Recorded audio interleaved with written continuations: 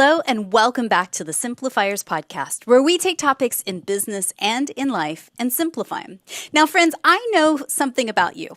I imagine that you are a small business owner, maybe you're a freelancer, and maybe you work in creative industries around the world. Now, here is something that I may or may not know about you. You might have been told a million bazillion years ago that you needed to start a blog. And you either said, yeah, I'm all about that, or you begrudgingly did it. And you thought, well, that's another thing to add to my to-do list. Now, I want to talk to those that have started to get traction from their blog. And they're thinking, wow, what if I could pitch brands to become a sponsor of my blog? Or maybe you've launched a podcast yourself and you're thinking, well, how do I step this up to the next level? Aha. That's where my special guest comes in today. My special guest today is Jenny Melrose, and she is going to simplify how to pitch brands to become a sponsor either for your blog or your podcast. Now, Jenny's story is unique. She regularly became sought out by nationally recognized brands such as Neutrogena, Smucker's, Costco, Stanley Steamer, Sara Lee, and so many more. And now she's here to teach others the unique pitching process that she's developed that helped her work with brands and transform her empty editorial calendar into one that was completely booked months in advance.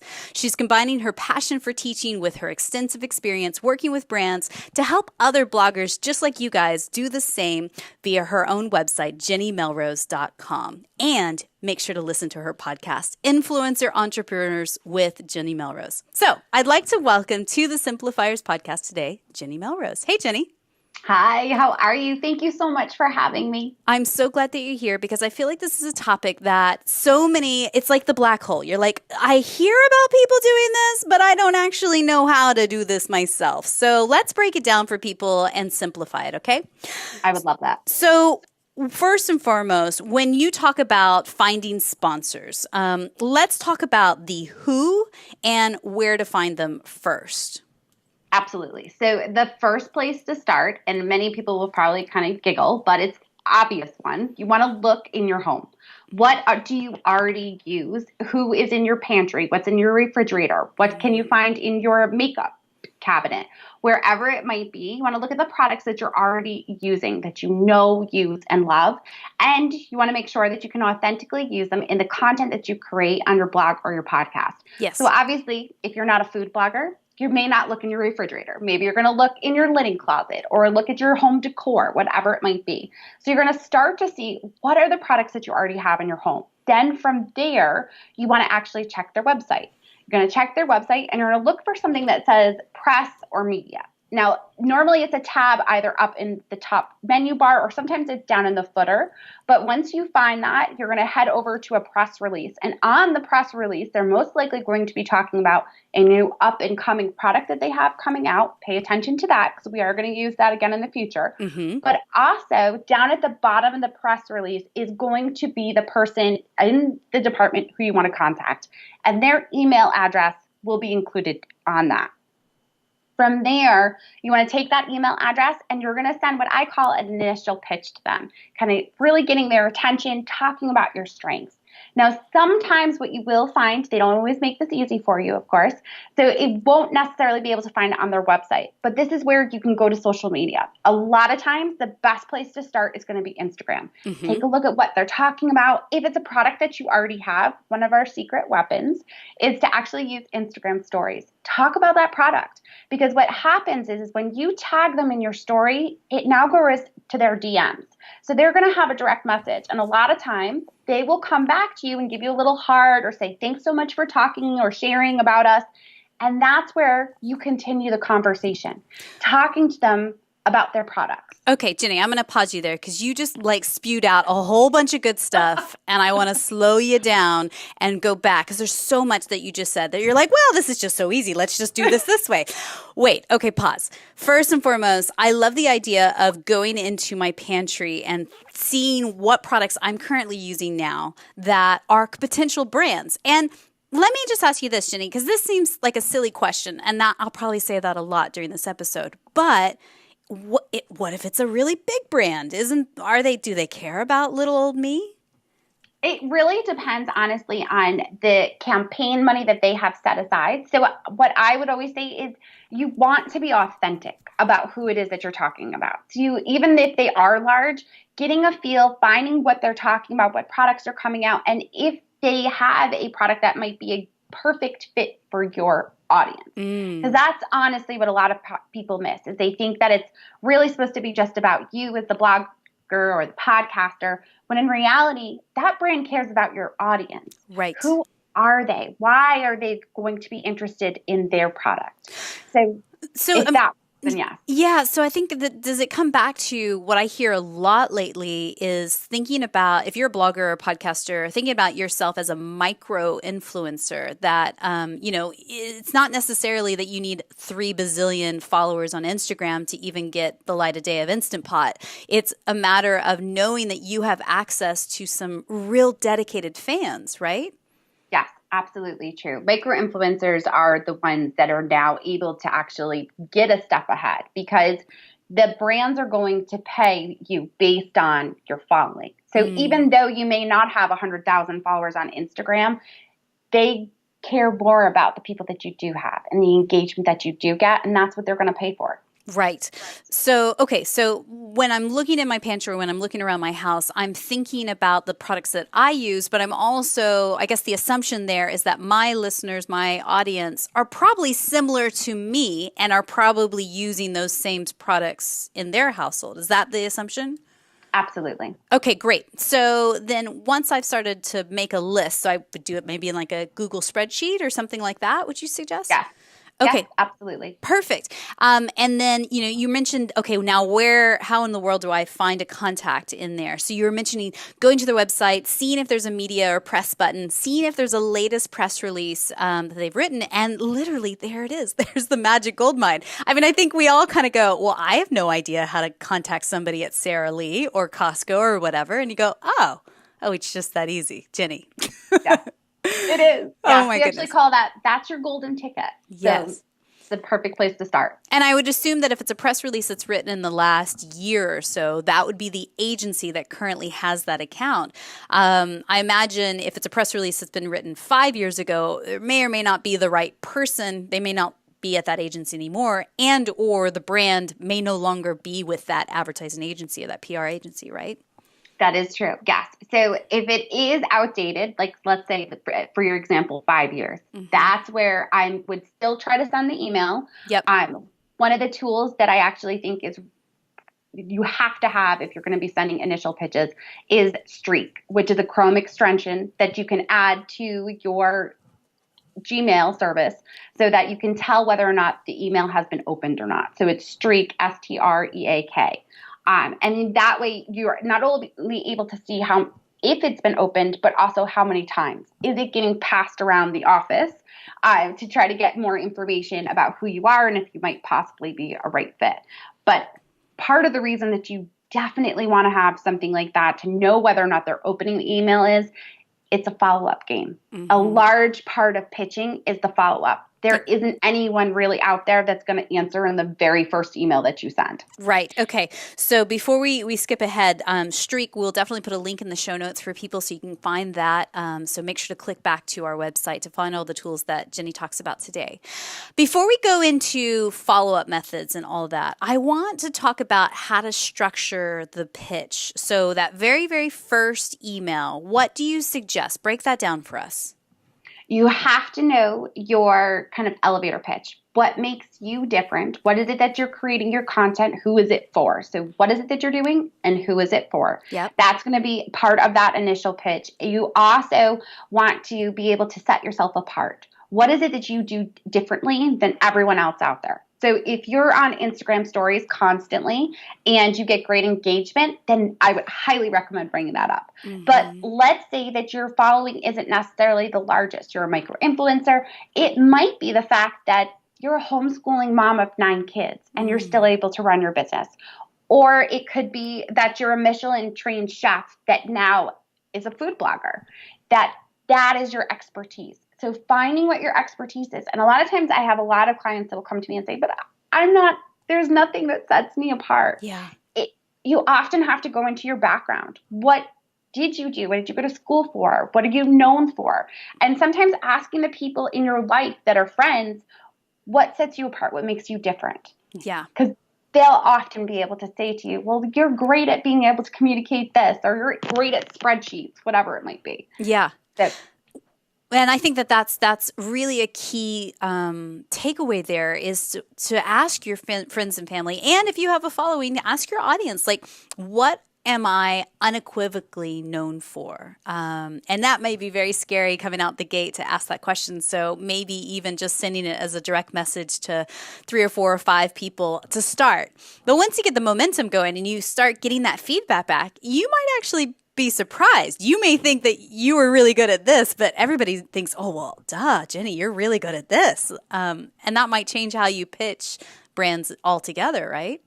yes, absolutely. Yeah. Once you have that together with what your expertise is, also then being able to take a look at the brand that you're wanting to pitch and look to see what products they are talking about and how does it apply to your audience. If you can turn around and say, well, my audience is using it this way and this is the best way that they're going to be using it in that initial pitch, it's going to stand out for them using their words. So looking at their website and looking to see what's their tagline. If they're talking about healthy, healthy fruits for children or the easiest citrus to peel, you want to use those words in your initial pitch because it's going to show them that you've done your research. Really understanding the brand is what they're looking for. They don't want micro-influencers coming in and only working with them once. They're looking for partnerships. So if you can show that you've done your homework on them and you really do love their brand, that's when they're going to want to work with you. And when you say looking for partnerships, that starts to get my brain thinking of like, well, with brands, are they looking for these kinds of pitches at certain times in the year, or is it throughout the year because they're launching new products or new offerings? It's often throughout the year. There's definitely times of year where it can be a little bit slower and where it picks up. Normally, Q1 is relatively slow just because they're trying to get their footing after Q4 and figuring out their budgets. Q4 normally is a huge time, Christmas, Thanksgiving. Right. They end up with a lot of extra money so that they will be looking to get people in last minute. But anytime you're pitching, you want to pitch 3 months in advance. So if you're going to pitch for summer, then you're going to go back and start in probably April, May is what you would be looking at. Really making sure that you stay ahead of them in what you're going to be talking about. And even when you do, you want to make sure that that pitch isn't so specific that it's not what they're looking for. So let me try to give an example of what I'm talking about with this. Let's say you were going to reach out to like Bob's Red Mill for a flour company to put together for the fall, and you started reaching out to them over the summer. You don't want to necessarily tell them that you want to make your grandmother's award-winning apple pie with a cinnamon strudel crust and whatever it might be, because they may not be thinking apple. They may be thinking pumpkin. And if you came to them with the idea of it just being apple pie, they may not get back to you just because you said apple. So keeping it a little bit more broad and saying, I want to be able to put together a perfect fall dessert gives you a little bit more room and flexibility. Got it. So I can imagine from the point of view of, let's say, a wedding planner that has a blog and it's starting to get traction, starting to get lots of eyeballs on there. These are our clients that are looking to get married and looking for design ideas. So who would you pitch if you were a wedding planner? I think it would really depending upon, again, looking at what you're already using. Are you using vases by a certain company? Are you putting together centerpieces? What is it that you are kind of already using in your arsenal to set the table or for invitations? Are you recommending certain brands for that? So that's where I would start, because a lot of times it could be anything from maybe thank you notes. Maybe you're a wedding planner that's going to do a blog post about the perfect thank you and what it should consist of. And then you're going to talk about these amazing thank you notes by this one stationery company. Right.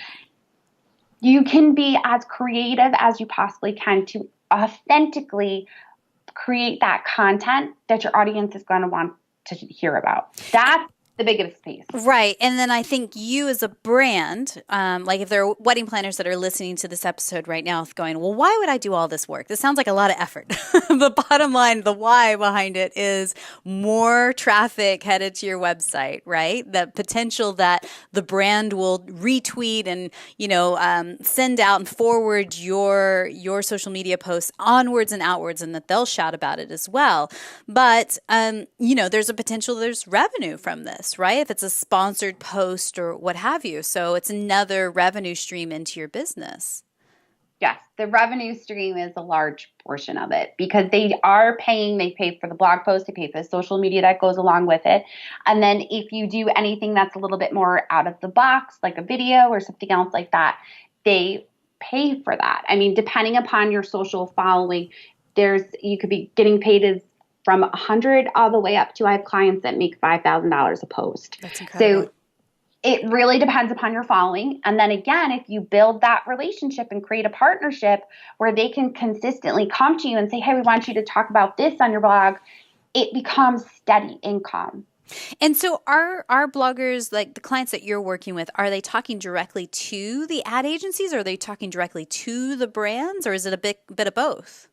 A lot of times it's the PR agency that they're really dealing with most of the times. A lot of the brands have hired out that portion of it just because they are more involved with the product creation than the social media that goes along with it. And when it comes to hiring influencers for sponsored campaigns like this, we are looked as the social promotion side of things. So it's normally a PR agency. Absolutely. Okay. So back to structuring the pitch. So that very first email out, don't be discouraged if they don't respond back. That's the first thing I heard you say. But then 2, keep it short and sweet and simple. And I mean, we're not talking about paragraphs upon paragraphs. Could you just give us an example of what that first touch point email could sound like? Sure. So it's going to, again, like if I were to do it so I had a lifestyle site, the Melrose Family, where I created quick and easy recipes and projects for busy parents. So if I would start off with doing an initial pitch for that, I would talk about over on the Melrose Family, I create quick and easy recipes and projects for busy parents. Let's say, for example, that Bob's Red Mill. My audience right now is looking for a gluten-free option because they're pushing maybe their gluten-free flour for their baking for the summer, whatever, whether it's going to be a potluck or kind of where we're going to go with that. Yep. From there, I would then talk about my audience and I would talk about the size of that audience. So in order to talk about the size, what you're looking to do is you're looking to take 30 days page views plus all of your social media following to give you a reach. That's your number that you're looking for. So it's 30 days page views, but an average, doesn't have to be the exact. And then you're following across all social platforms. And it's follower numbers, not impressions, not reach. That's the followers. So Facebook, Pinterest, Instagram, Twitter. Add those together, that's your reach. And I would normally say that's the reach that I have. My expertise is I would talk about in that initial pitch is that I do a lot of live broadcasting, and I think that my audience would really love to be able to not only see the product, but also see me being able to create the recipe with it. Right. From there, the last line is always going to be for me is I'd love to send you a media kit and a proposal for your review, and I look forward to hearing from you. And that's it. Yeah. And, I imagine, just to put a pin in the map of what you just said there, I imagine also with the trends of how things are going over at YouTube, people watch those unboxing videos like it's gone crazy. Millions of views on these crazy videos. I know I watch my kids watch these unboxing videos. It's like, it's just pulling it out of the box, you guys. But it is such a thing. I mean, I think there is something to that. So imagine, back to the wedding planner example, maybe the video is you unboxing the stationery, pulling it out piece by piece and feeling the texture of the letterpress, looking at the envelope and the inset in there. Really creating that experience with your audience, whether that's through a YouTube live stream or recorded video. Yeah, I can totally see the potential there. Yeah. And I think to go along with that, it's also it doesn't necessarily always have to go straight to like an unboxing or something like that, but it could be, what is the content that you're already creating? So are you showing them place settings? So instead, let's show them how maybe the menu is on that perfect stationery and how you're going to place it with all of the other layers of that place setting. Got it. So still continuing the content the way that you normally would, because I think sometimes what happens is we have a tendency to think that because it's sponsored, we need to just do a straight review. And that's not the case. That's not what the brands want.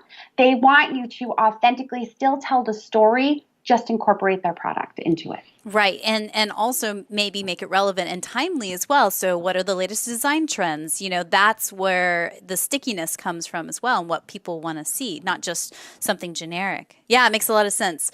So you mentioned earlier when you're structuring the pitch, use their words, the ones that they use in their tagline, in your pitch. And it really helps them see back. Like if they're saying it's vegan and non-GMO or whatever, that you are also relating that back to them. And they go, oh, okay. Yeah, she does get it and is paying attention. Right. So you've sent the first email. They don't hear back. What is it, like 0.1% actually respond back to a cold email? So how many times do I follow up? What are your thoughts on that? Yes. So with the follow-up, I would say you want to follow up every 10 to 14 days for the first 3 times. So you send your first email. It doesn't go with any sort of response, but you're tracking it and you see that it's opened. Now, if you don't see that it's opened, you're going to go back and change your subject line, because maybe it's the subject line that you put there that isn't quite catching their attention and getting them to open. If it does get opened, then you're just going to do a follow-up email. Thanks so much. I see that you've had a chance to open up the email. If you want to call it straight out, or if you just want to say, I wanted to follow up, I'd love to get you into my editorial calendar. I'm filling up for Q3, whatever it might be. Yeah. So what's a snazzy tagline? What's a snazzy subject line? Would you put new pitch, blah, blah, blah? Or is there something that you see as working these days? Your expertise. What is it that makes you different? So the example that I gave before about having 9 children that she homeschooled, that was a client who kept saying to me, they're not opening my emails. They're not opening my emails. I don't know what makes me different. I don't have a huge following on Facebook or Instagram. And I kind of looked at her and I was like, wait, how many kids do you have again? And she's just 9. And I said, and you homeschool them, right? And she's like, mm-hmm. I said, that's what makes you different. You're reaching out to maybe all of these different parenting brands. They want a mom that has 9 children that homeschools and runs a business. Like, you are the expert. So your expertise goes up in there. And I would normally add like collaboration or partnership to the end of it. So for her, yes, she put in not something to the effect of like homeschooling mom of 9 children collaboration. I see. Okay, got it. This is starting to make sense. Like I can tell intuitively that people that are listening are like feverishly writing this down and taking it bit by bit. By the way, again, you guys come back to our show notes and we'll have detailed notes of everything that Jenny's talking about there. So put the collaboration, put partnership at the end of the subject line, put what's unique and special about your angle at the front of the subject line, and, again, testing and trying different subjects as you follow up. So I also believe that a lot of women are like me, you feel a little bit nervous about following up 3, 4, 5, 28 times, when's too many times? So I would say if you're seeing it getting open and you're not getting a response, I would probably stop after following up every 2 weeks for 4 tries. And then from there, I would probably follow up the following quarter again and maybe start with tweaking that subject line, but also maybe the content a little bit too. Do a little bit more research, look and see what products are they starting to talk about, and make sure that you are using their words as much as possible throughout it.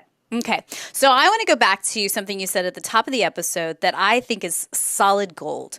Now, you mentioned the idea of utilizing Insta stories inside Instagram as a strategic way to develop those relationships before you actually pitch them. Tell me more. Yes. So Instagram stories make it really simple to be able to do a quick video or a picture and be able to tag a brand or whoever else it is that you're trying to get the attention of, whether it's software, whether it is a flower company. So you can actually have a conversation then afterwards, because what happens is when you do an Instagram story, it sends it to their direct messages. Now, sometimes it'll go into recent or one of the ones where they need to click back through, but they're still getting a notification that it's there.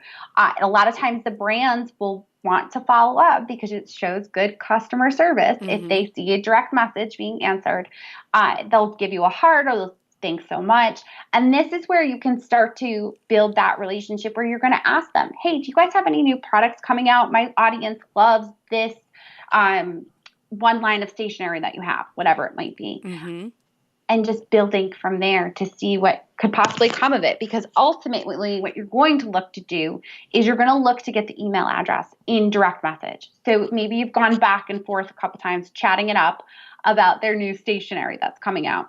Well, then I'm going to say to them, well, I would love to actually get the contact information for the person on your team that works on blogger or influencer campaigns. Because again, it's that email address that's the golden ticket. Yes. And so what I think is so genius about this, and I've started to integrate more of just talking. We're all human people, it's not all robots and machines here. Like just talking to people and starting up conversations in my direct messages in Instagram is a very powerful tool.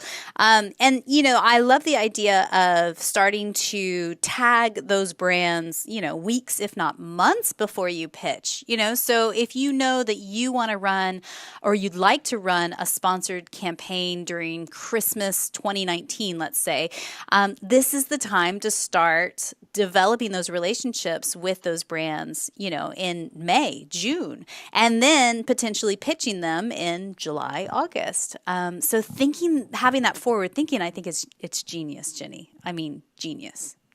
Well, thank you. And again, I think that it's interesting also going through this process. I mean, we've gotten some brand recognition and press over the years ourselves for the Simplifiers podcast, but I think it's really interesting to think of this in a much more strategic way and like mapping it out for the year ahead and thinking about each quarter, the types of brands that you'd like to collaborate with or the, marketing messages that you are putting out for your business and just being a little bit more proactive, rather than going, oh, wow, it's October. We should do something about pumpkin spice. Oh, I don't know, blog about that tomorrow. Okay, I'll whip something up. Like it's, being smarter and just a lot more proactive. Is there any common mistakes that you see people are making when they're doing all this stuff, either compiling their media kit or when they're putting their proposals together for the very first time? What do you see people are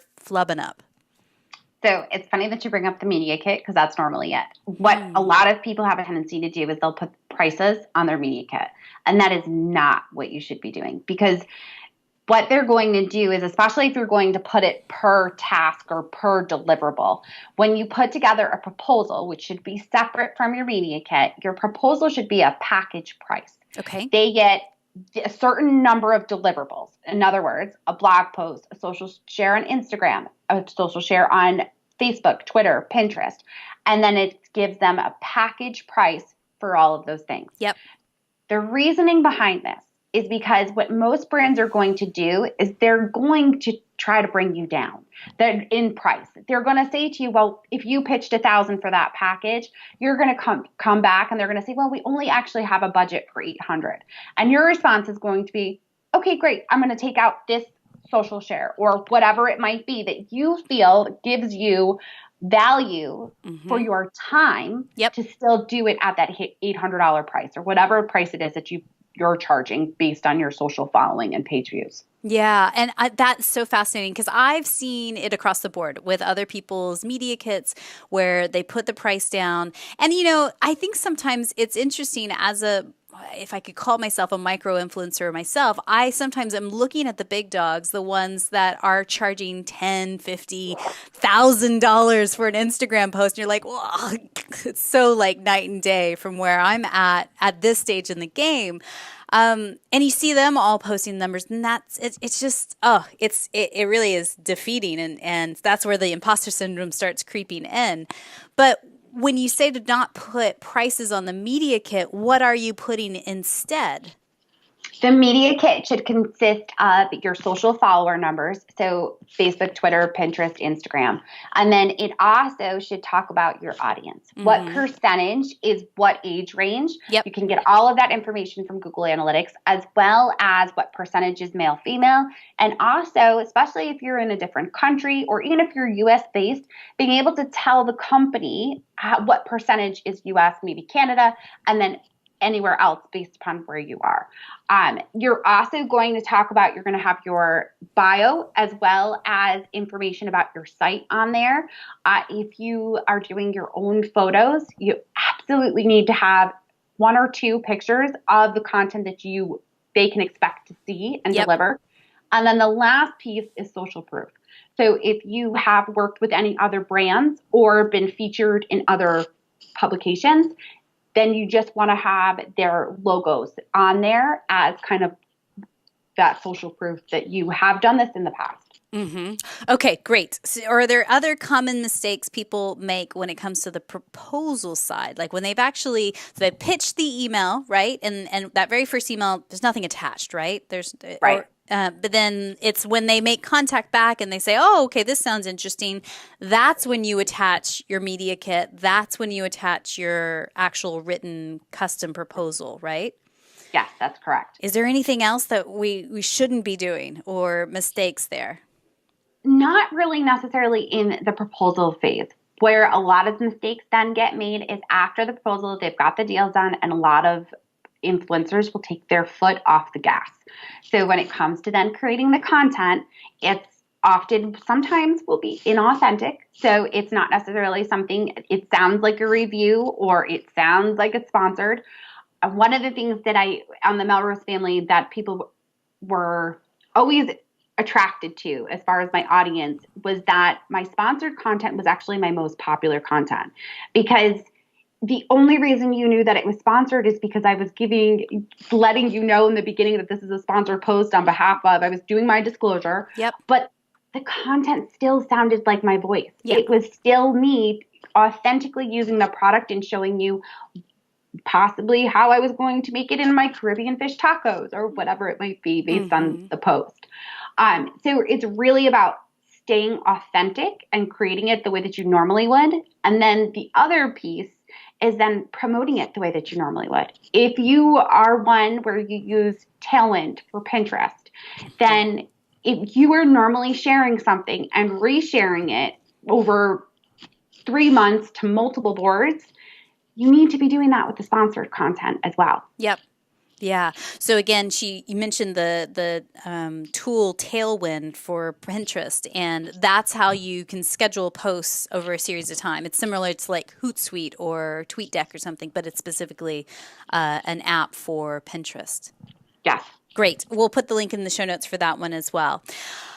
Oh, Jenny, you have so much. You're like a wealth of information, a fountain of details and all the things. If you guys are intrigued by this, I highly recommend that you check out her website, jennymelrose.com. And also, you've got a 5-day free training that's coming up really, really soon. It starts on May 13th. Is that right?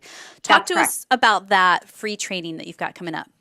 Yes. So I am a former inner city school district teacher, and I have a tendency of loving to teach in real time as well as then give homework in real time. So Pitch Perfect Live is my 5-day free training where you actually will be walked through in greater detail, of course, than we were able to cover in a podcast interview. Yeah. But over the course of 5 days of who to reach out to and what to say when you do.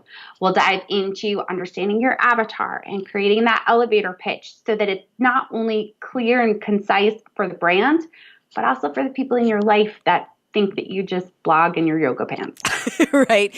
So check out her website. It's jennymelrose.com. And if you want to sign up for that free 5-day training, it's jennymelrose.com/Pitch Perfect Live. And again, that link will be in our show notes so you guys can check that out. So Jenny, I've got a few questions that I like to ask all of our guests. First and foremost, what is one book or blog that you're reading these days that's either inspiring you or maybe poking holes and challenging your belief system right now? I actually recently finished Rachel Hollis's Girl Stop Apologizing. I had read Girl Wash Your Face, and after Girl Wash Your Face, I signed myself up for my first half marathon since having children, and my kids are 9 and 6. Yeah. So I was very inspired by that book, but there were pieces of it where I wanted more. And she totally delivered on Girl Stop Apologizing. It was just, it's great. She's very transparent. I don't think she pulls any punches in it. It's definitely a must read. Yeah, Rachel's stuff is incredible. I'll put a link in the show notes for Rachel's book there as well. Side note for everybody that's listening, if you're not familiar with Rachel Hollis, she used to be a wedding and event planner, and now she's turned into so much more. She's got a podcast. She has the Rise conference, all the things. So one to watch for sure. So tell us, who's maybe one person in your slice of the world that you feel is just doing brilliant things and that we could shine a spotlight on and potentially interview on the Simplifiers podcast? Morgan Weeball. So Morgan writes the site Morgan Manages Mommyhood. So she talks a lot about parenting and how to get your kids to eat more vegetables. But she also is an organizing guru. The girl understands how to put together a spreadsheet like no one I've ever met in my entire life. She just understands so much when it comes to as far as if you're going to be creating content, the content that you need to create. She actually does something where she researches all of the different topics for you that would work best for your audience based on analytics and all of the research, and then puts it together for you so that you can just write that content and make sure it's going to get found and not just get lost in the blogosphere. Oh my God, she sounds like amazing. She is. I cannot wait to get connected to her and hopefully have her on the podcast soon. So Jenny, tell us, my belief is that gratitude and simplicity go hand in hand. Tell us, what's one thing you're grateful for right now in your life? I am grateful for a supportive community. As of a couple months ago, I had my first conference that came to Charlotte, North Carolina from all around the country. And it was just amazing to not only have those people that are listening to the podcast but just be such a part of an event like that. It was something I'm forever grateful for. Incredible. Yeah. And again, you can find her online at jennymelrose.com. Where do you hang out the most when it comes to social media? Instagram. Okay, great. So Jenny_Melrose, and I'll put a link to your Facebook and Twitter pages as well in the show notes. So Jenny, again, I want to acknowledge you. I think that this work is so good. And there's so many things that are bits and pieces to this that I think sometimes, as at least I can speak from my own experience, you just think, well, there's smoke and mirrors. It's magic. I don't know how people do this, but they seem to do it, and they seem to find a lucrative stream of income. And so I appreciate you kind of coming to the table today and sharing a little bit of secrets. I love the idea of using Insta stories as a way to build relationships before the pitch. So thank you for that. So my final question for you today is this, Jenny. Someone somewhere is listening to this episode right now and she's super inspired. She's thinking, well, that sounds simple. I think I could do that, right? Like, how hard could it be possibly? What's one thing that you could whisper into her ear right now just to encourage her on her journey? To just believe in yourself. We too often doubt ourselves and just think that we can't do it, that it's going to be someone else that's going to do it, that has the prettier Instagram or the more perfect photos. Mm-hmm. Just take the leap. Just do it. Don't let imposter syndrome sneak in. Just do the thing. Yes, absolutely. Jenny, thank you so much for your time today. I really appreciate you. Thank you for having me, Mary.